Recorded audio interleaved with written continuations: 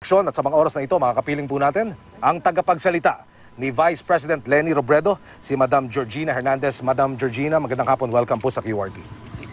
Magandang hapon. Yes, nasaksihan na po ng mga kababayan nating Pilipino kanina kung gaano po ko kaligaya si Vice President-elect Leni Robredo. Ngayon naman, ma'am, ano po yung kanyang order of the day? Yung unang-una niyang gagawin ngayong siya po'y formal ng iprinoklama bilang ikalawang Pangulo ng bansa. Ma'am, go ahead.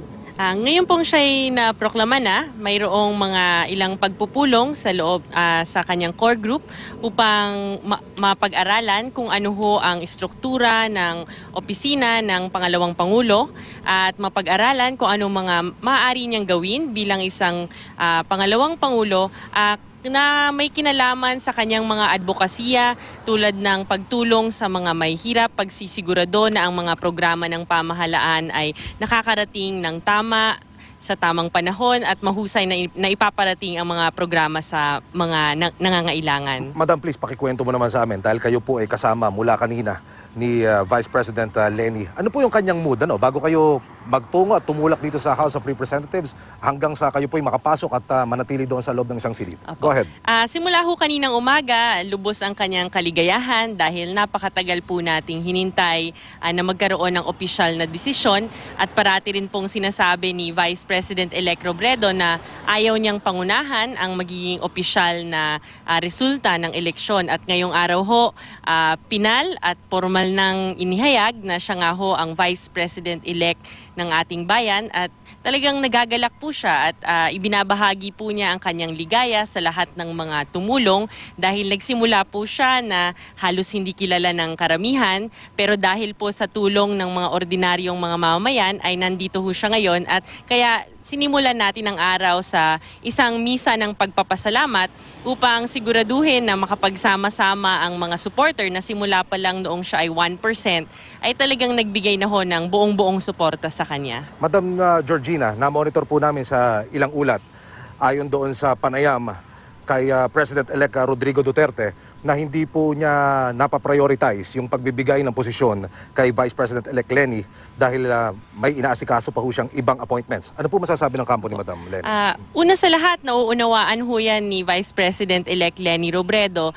Una dahil noong Biyernes pa lamang talaga natapos ang opisyal na bilangan at doon pa lang talaga naging malinaw na talagang siya na ang susunod na vice-presidente natin. Pangalawa, naniniwala din si Vice President-elect Robredo na ang pag-appoint ng mga gabinete ay base ito sa trust and confidence ng ating Pangulo at sole prerogative ho ito ng ating Pangulo. So, nirerespeto ho niya ang mga desisyon ni President-elect Duterte at kung ano man ho ang ibigay na posisyon ni President-elect Duterte ay lubos pong magpapasalamat si Vice President-elect Robredo dito at kung hindi naman po mabigyan ay tatanggapin rin ho niya ito dahil nauunawaan ho niya yung sitwasyon. Madam Georgina, kung sakali hong magkakaroon ng pagkakataon at mabibigyan ng pagkakataon si Vice President-elect Leni, ano po kayang posisyon yung kanyang inaasam o nais niyang makuha para magsilbi, hindi lang po bilang pangalawang Pangulo, kundi para maging miyembro din ng gabinete? Go ahead.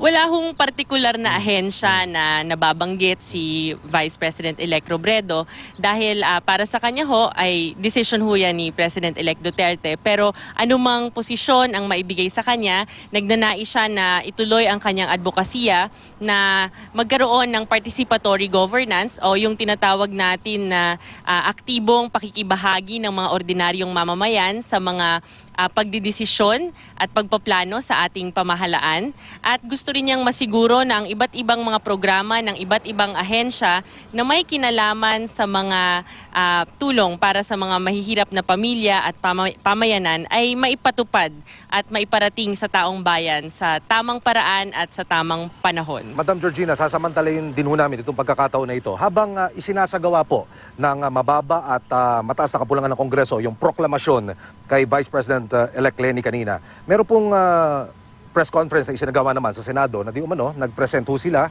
ng grupo ng mga kalalakihang nasa likod daw nitong tinatawag na pandaraya na dagdag lipat. Ano po ang masasabi ng kampo ni Madam ninyo, ma'am? Go ahead, please. Ang mga ganitong mga sinasabi ng ibang mga grupo ay karapatan ho nila, nire-recognize ho namin na karapatan ho nila na maghayag ng kanilang mga sinasabi. Ngunit sana po ay maging responsable tayo sa pagparatang at siguraduhin na may tamang ebidensya, may tamang datos dahil bagamat matagal na rin, ilang linggo na rin ho nilang pinaparatangan ng pandaraya ang Liberal Party at ang aming kandidato ay hanggang ngayon wala pa hong malinaw na ebidensya at tila parang gusto pang bigyan ng duda kung ano man ang resulta ng eleksyon na ito.